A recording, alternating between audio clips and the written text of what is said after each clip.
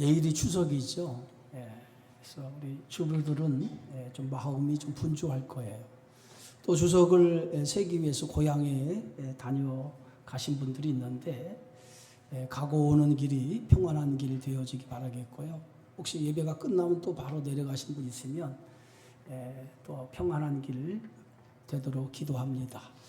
오늘도 하나님의 은혜가 여러분 위에 함께 하시기를 주의 이름으로 축원합니다. 성경에는요 참 많은 사람이 등장을 하죠. 그런데 그 가운데 사도행전 13장 22절에 보니까 다윗을 향해서 내 마음에 합한 사람이라 이렇게 말씀을 하면서 내가 그를 통해서 내 뜻을 이루겠다라고 말씀하십니다. 다윗이 하나님 마음에 합한 사람이라고 한 것은 다윗이 완벽한 사람이라서 그렇게 말씀한 것이 아니에요. 다윗도 우리와 성정이 같은 사람이에요. 다윗의 인생을 가만히 들여다보면 참 부족한 것들이 대단히 많았어요. 실수도 많고. 그런데도 불구하고 하나님께서 내 마음에 합한 자라라고 한 것은 하나님 그의 마음에 있는 중심을 보셨기 때문에 내 마음에 합한 사람이다라고 말씀하신 거예요. 하나님이 다윗을 이제 이스라엘 나라에 기름 부어 세울 때도 하나님께서 다른 거 보지 않았습니다. 그의 마음에 있는 중심을 보셨어요. 외적인 모습을 보면 그 형 엘리야, 가장 큰 형이었던 엘리야는 외적으로 다윗보다 훨씬 더 출중했어요. 그런데도 하나님께서는 그런 외적인 모습을 보지 아니하고 다윗이 가지고 있는 마음 하나, 중심, 그걸 보시고 이스라엘 나라의 왕으로 기름을 부었어요. 오늘 하나님께서 사무엘 선지자에게 이렇게 말씀하세요. 그의 용모와 키를 보지 말라. 내가 이미 버렸노라. 내가 보는 것은 사람과 같이 아니하나니 사람은 외모를 보거니와 나 여호와는 중심을 보느니라. 다윗은 한낱 양을 치던 목동에 불과했어요. 그런데 하나님께서 그 양을 치던 목동에 불과한 다윗을 기름 부어 세운 것은 그의 마음의 중심을 보고 이스라엘 나라의 왕으로 세우셨다는 거예요. 다윗의 마음 중심에는 늘 뭐예요? 하나님이 계신 거예요. 그래서 그 모습이 하나님을 기쁘시겠다라고 하는 거죠. 이제 다윗이 이스라엘 나라의 통일 왕국의 왕이 되고 나서 나라가 평안해졌어요. 그런데 성경은 그 평안해진 원인을 여호와께서 주변의 원수들을 다 무찔러 주셨다라고 말합니다.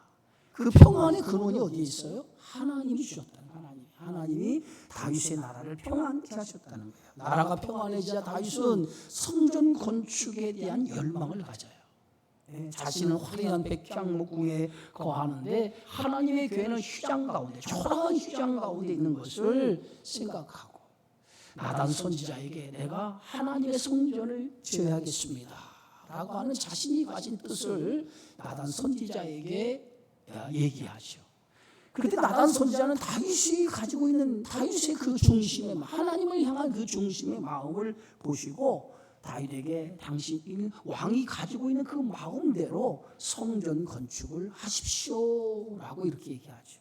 그런데 그날 밤에 하나님께서 나단 선지자에게 나타나서 성전을 건축하는 것은 내 뜻이 아니다, 하나님 뜻이 아님을 가르쳐 주시면서 이 사실을 다윗에게 전하라는 거예요. 성전을 건축하고자 하는 그 마음은 내가 다윗의 그 충정어린 마음은 알지만은 성전을 건축하고자 하는 것은 내 뜻이 아니기 때문에 다윗에게 그 뜻을 전하고 내가 다윗이 가졌던 그 중심, 여호와 하나님을 향한 그 마음을 내가 받고 내가 그를 위해 축복하겠다라고 해서 다윗에게 축복을 해주죠. 그것이 뭐예요? 다윗에게 주신 언약이었어요.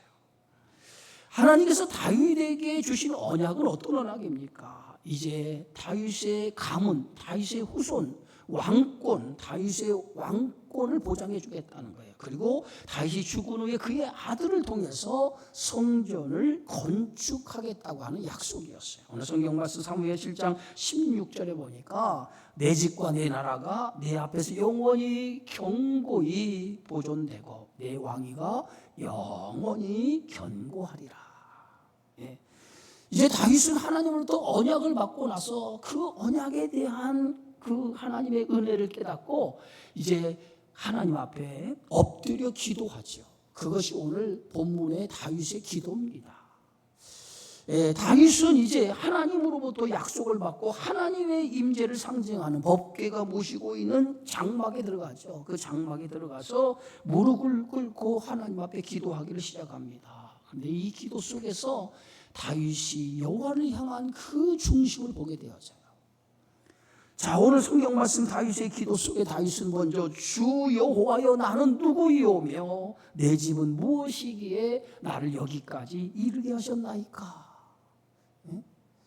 하나님 앞에 엎드려 기도하는 다윗은 먼저 하나님의 주 여호와여 나는 누구이오며 내 집은 무엇이기에 나 같은 것을 하나님께서 한 나라의 왕으로 세우셔서 여기까지 이르게 하셨나이까 라고 하는 하나님의 은혜에 대한 찬양을 드리는 것을 보게 되어지죠.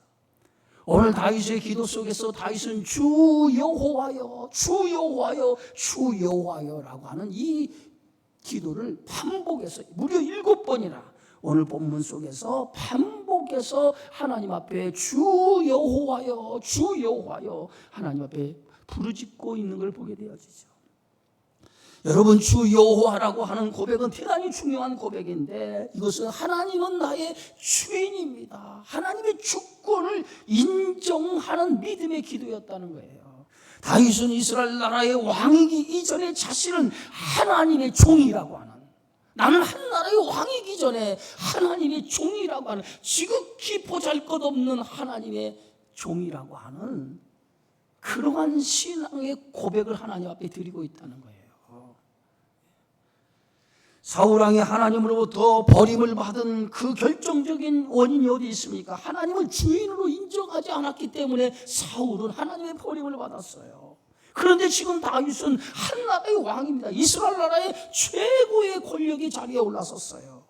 그런 상황 속에서 다윗은 하나님 앞에 엎드려 주여 주여 주 여호와여 나는 주님의 종입니다 라고 주님 앞에 자신은 주의 종이라고, 하나님의 종이라고 이렇게 고백하고 있다는 거예요.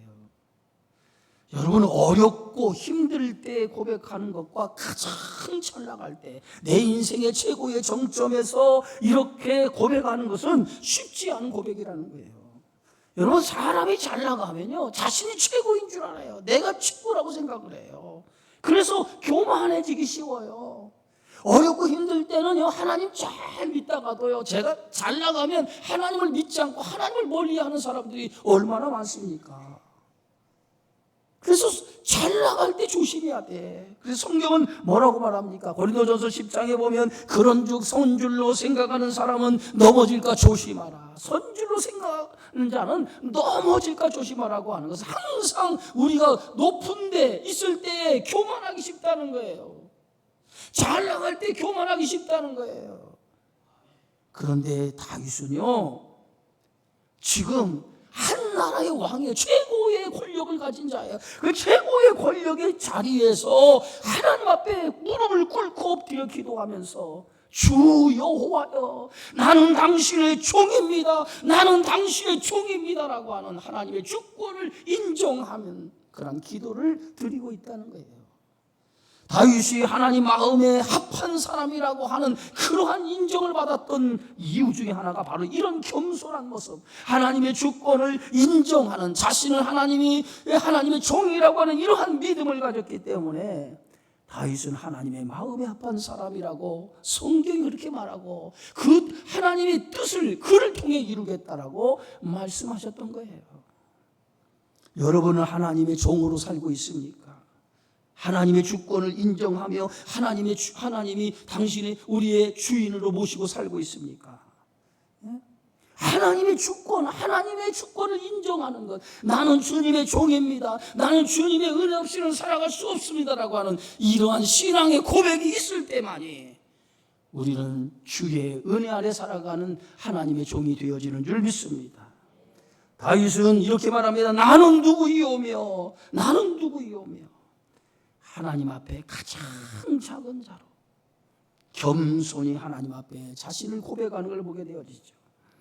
가나안 북부 지역의 4개의 동맹국과 가나안 남부 5개의 동맹국 간의 전쟁이 벌어졌습니다. 이 전쟁으로 인해서 소돔에 살고 있던 아브라함의 조카 롯이 가족과 재산이 약탈당하고 포로로 끌려가게 되어지죠. 이 소식을 전해 듣던 아브라함은 자신의 가신 318명을 데리고 뒤쫓아가기 시작합니다. 그래서 그 가나안 남부 왕들로부터 롯과 가족 그리고 빼앗긴 모든 재산을 찾아서 돌아오죠.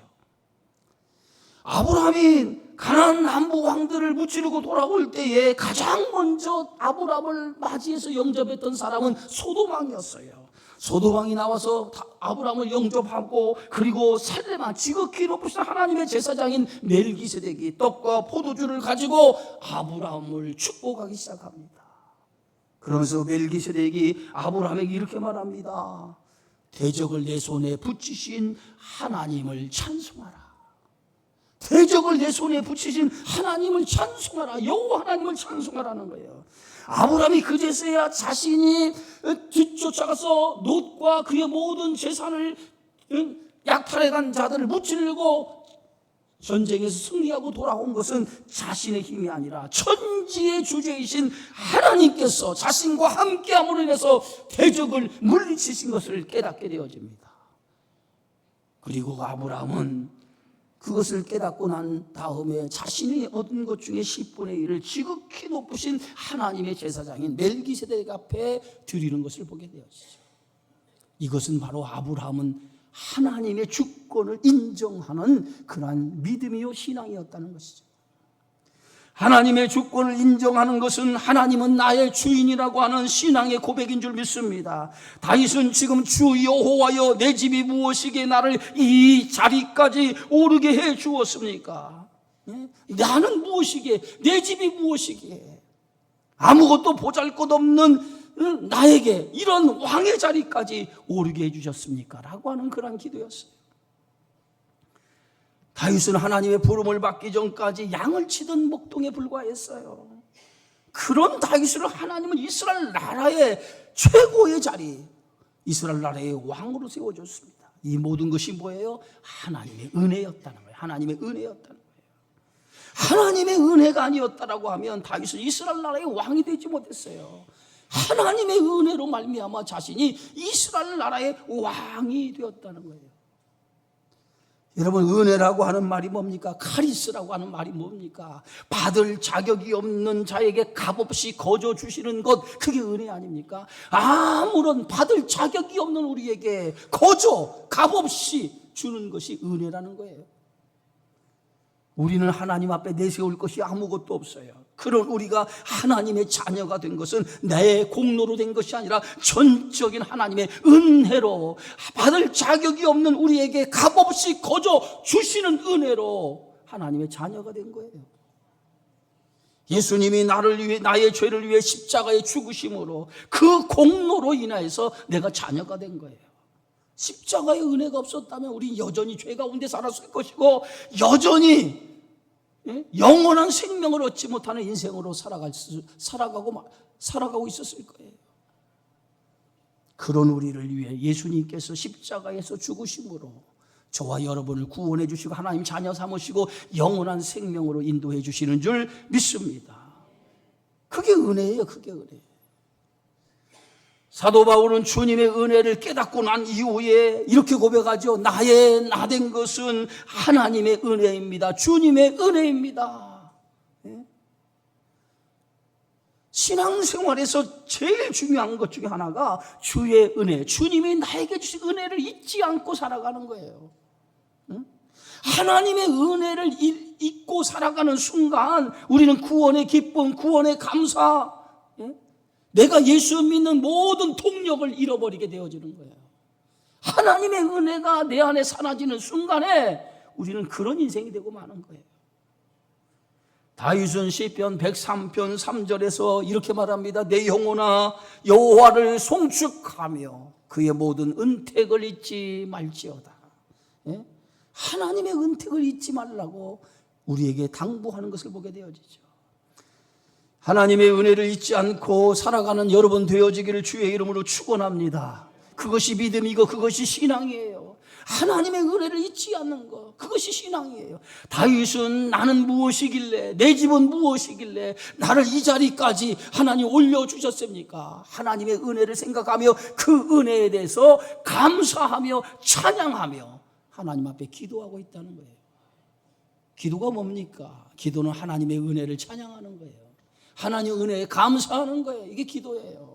우리의 뭔가를 간구하는, 우리가 무엇을 위해서 간구하기 이전에 하나님의 은혜를 찬양하고 감사하는 것이 이게 기도라는 거예요. 다윗은 하나님 앞에 기도할 때 먼저 하나님의 은혜를 찬양했어요. 하나님이 주신 은혜에 대해서 감사했어요.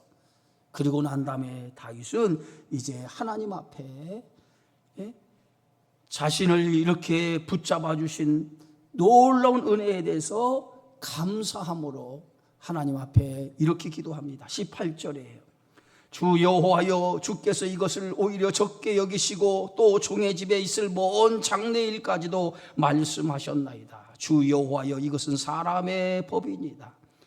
예? 하나님은 다윗에게 먼 장래에 일어날 일까지 다윗에게 알려주셨다는 거예요. 예? 여러분, 먼 미래 일까지 다윗의 가문이 앞으로 어떻게 될 것인가, 다윗의 왕조가 어떻게 될 것인가, 먼 미래까지 하나님은 다윗에게 알려주셨어요. 이건 특별한 은혜예요. 특별한 은혜. 아무에게나 하나님의 장차 일어날 일들에 대해서 알려주는 게 아닙니다. 그런데 다윗에게 있어서 앞으로 너의 후손들이 어떻게 될 것인가, 그 미래의 일까지도 다윗에게 알려주었다는 거예요. 여러분, 하나님의 일은 계시예요. 계시. 감춰진 숨겨진 비밀입니다. 그런데 이 계시는 인간의 지식이나 인간의 지혜를 가지고 그 하나님의 계시를 알 수 없어요. 하나님께서 그 계시를 우리에게 알도록 해줘야 돼요. 그런데 하나님께서 앞으로 일어날 일들, 미래 일들을 하나님께서 다윗에게 알려주었다는 거예요. 미래의 일을 하나님이 알려줬다라고 하는 것은, 하나님은 어떤 분입니까? 역사를 주관하시는 하나님, 이 세상 모든 것을 통치하시는 하나님, 장차 우리의 미래까지도 이끄시는 하나님이라고 하는 것을 다윗을 통해서 알려주셨던 것을 봅니다. 다윗은 장차 자기 가문이 일어날 어떻게 될 것인가를 알려주신 그 하나님을 찬양하게 되어지죠. 그러면서 22절에 이렇게 말합니다. 그런즉 여호와여 이러므로 주는 위대하시니 이는 우리 귀로 들은 대로는 주와 같은 이가 없고 주 외에는 신이 없습니다. 역사를 주관하시고 미래를 주관하시고 우리의 모든 생사복을 주관하시는 하나님, 주와 같으신 분이 없나이다. 당시 이스라엘을 둘러싼 이방 민족들은 제각기 자신들이 믿는 신들이 있었습니다. 그들은 자신들이 믿는 신이 참신이라고 여기며 섬겼습니다. 그런데 오늘 다윗은 이렇게 고백합니다. 여호와만이, 오직 여호와만이 참된 신입니다. 여호와 같으신 분이 없나이다. 여호와는 위대하신 분입니다. 여호와는 만왕의 왕이십니다. 이것을 다윗이 고백하며 하나님을 찬양하고 있어요. 여러분, 하나님이 어떤 분인가를 바로 알면 하나님을 찬양하게 되어져요. 하나님이 어떤 분인가, 그 하나님을 바로 알면 하나님을 찬양하게 돼요. 믿음이 뭐예요? 하나님을 아는 게 믿음이에요. 하나님이 어떤 분인가를 아는 게 믿음이에요. 그게 믿음이에요. 오늘 한나의 기도 속에서 한나가 하나님 앞에 부르짖을 때 한나의 기도를 가만히 들어보세요. 하나님이 어떤 분인가를 그는 그 기도 속에서 고백하고 있는 걸 보게 되어지죠. 여호와 같이 거룩하신 이가 없으시니 이는 주밖에 다른 이가 없고 우리 하나님 같은 반석도 없으심이니이다. 여호와는 죽이기도 하시고 살리기도 하시며 수월에 내리기도 하시고 거기에서 올리기도 하시는도다. 여호와는 가난하게도 하시고 부하게도 하시며 낮추기도 하시고 높이기도 하시는도다.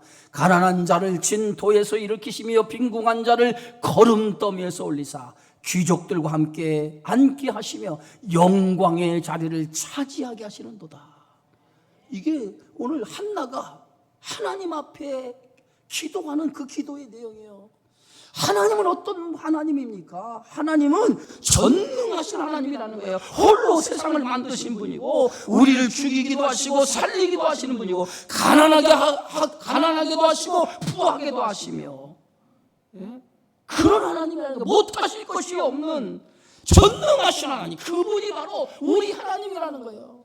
한나는 그 하나님을 믿고 하나님 앞에 자식이 없는 것을 향해서 여호와여 내게 태를 열어서 자식을 주옵소서. 하나님 앞에 그런 기도를 드렸을 때 하나님은 그의 태를 열어서 자식을 주지 않습니까?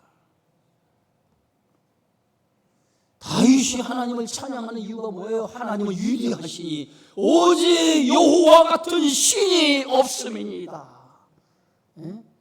그 하나님에 대한 믿음을 가지고 그 하나님을 찬양하는 것을 볼 수 있어요.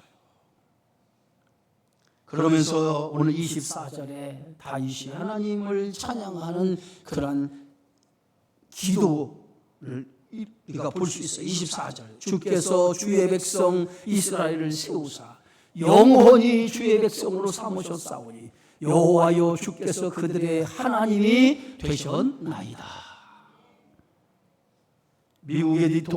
미국의 그 대통령이었던 링컨 대통령은 백악관에서 기도하던 습관으로 유명한 분이었어요. 그는 국가의 운명이 달린 내전의 한가운데서 무릎을 꿇고 기도할 때에 어떤 참모가 그 링컨 대통령에게 하나님이 우리 편이 되어주시기를 바랍니다 라고 이렇게 말했었어요. 그때에 링컨 대통령이 그에게 이렇게 말합니다. 나는 하나님이 우리 편이 되어주기를 위해서 기도하지 않습니다. 우리가 하나님 편에 서 있기를 위해 기도합니다. 하나님이 내 편이 되어지기 이전에 내가 하나님 편에 서 있으면 하나님은 나를 도와준다는 거예요. 그게 믿음이에요. 내가 하나님 편에 서 있으면 하나님은 나를 사랑하시고 나를 도와준다는 거예요. 오늘 다윗이 하나님 마음에 합한 사람이 되었던 것은 다윗의 중심에 항상 하나님 편에 서 있었기 때문에 다윗을 하나님의 마음에 합한 사람이라고 말씀했던 거예요. 이제 다윗은 하나님께서 자신에게 약속하신 것을 이루어지기 위해서 그 약속이 이루어지기 위해 기도하기 시작해요. 그게 25절에서 29절이에요. 오늘 25절입니다. 여호와 하나님이여 이제 주의 종과 종의 집에 대하여 말씀하신 것을 영원히 세우셨사오며 말씀대로 행하시옵소서. 다윗의 기도는 하나님이 다윗에게 약속한 그 약속에 대해서 이제 영원히 그 약속이 이루어지기를 원합니다라고 하는 하나님의 약속을 붙들고 하나님께 드리는 기도였다라고 하는 거예요. 다윗은 하나님의 약속을 믿었습니다. 다윗은 하나님의 약속을 믿고 그 약속대로 이루어지기를 하나님 앞에 기도했어요. 하나님은 어떤 분입니까? 하나님은 신실하신 분이에요. 당신이 말씀하신 것은 반드시 그 약속을 편치 않고 이루시는 분이 바로 하나님이신 줄 믿습니다. 여러분 기도할 때 제일 중요한 것이 뭐예요? 조금도 의심하지 않고 하나님을 믿고 기도하는 거예요. 반드시 응답해 줄 걸 믿고 기도하는 거예요. 하나님의 약속을 믿고 기도하는 것만큼 중요한 것이 없어요. 야고보 기자는 야고보서 1장 6절에서 이렇게 말합니다. 오직 믿음으로 구하고 조금도 의심하지 말라. 의심하는 자는 마치 바람에 밀려 요동하는 바다 물결 같으니 이런 사람은 무엇이든지 주께 얻기를 생각하지 말라. 기도하는 사람은 반드시 하나님께서 우리의 기도를 들어주실 것을 믿고 기도하는 거예요. 오늘 25절, 29절에서 다윗의 기도 속에서 반복되어지는 단어가 있어요. 그 반복되어지는 단어가 뭡니까? 영원이라는 말이에요. 영원히, 영원히, 영원히, 영원히 하나님께서 이 주의 종에게 말씀하신 그 언약의 말씀이 영원히 이루어지기를 원하나이다. 이것이 다윗의 기도였어요. 하나님이 나에게 말씀하신 그 약속의 말씀이 영원히 내 집에, 내 후손을 통해서 이루어질 것을 나는 믿습니다. 그렇게 되기를 원합니다. 그러면서 마지막 절 29절에 이렇게 말합니다. 다 같이 한번 읽어봅시다. 이제 청하건대 종의 집에 복을 주사 주 앞에 영원히 있게 하옵소서. 주 여호와께서 말씀하셨사오니 주의 종의 집이 영원히 복을 받게 하옵소서. 이게 다윗의 기도였다는 거예요. 사랑하는 성도 여러분, 다윗의 기도 속에는 우리의 다윗의 겸손함을 볼 수 있어요. 한 나라의 최고의 군주의 자리에 올랐던 다윗이지만은 그는 언제나 하나님 앞에 자신을 하나님의 종이라고 하는 그러한 인식을 가지고 살았고 하나님의 주권을 인정하는 믿음을 가지고 살았던 것을 보게 되어지죠. 이런 겸손함이 있었기 때문에, 이런 믿음이 있었기 때문에 하나님은 다윗을 기뻐하고 다윗을 내 마음에 합한 사람이라고 인정했던 것입니다. 또한 다윗은 살아가면서 하나님의 은혜를 잊지 않았어요. 하나님의 은혜를 잊지 않았어요.